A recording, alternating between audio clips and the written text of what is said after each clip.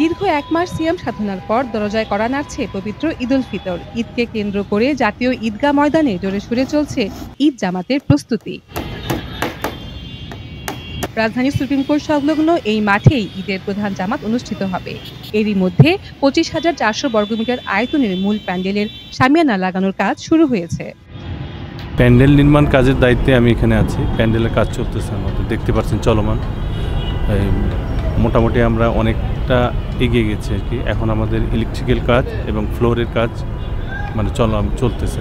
মুসল্লিদের সার্বিক নিরাপত্তায় এবারও থাকবে পুলিশ কন্ট্রোল রুম। পুরো ময়দান ও প্রবেশ পথ সহ আশেপাশের এলাকায় নজরদারির জন্য বসানো হবে সিসি ক্যামেরা।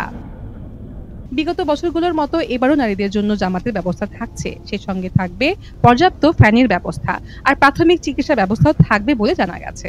আমাদের ইলেকট্রিক্যাল কাজ ২৭শে রমজান আমরা শেষ করে দিব।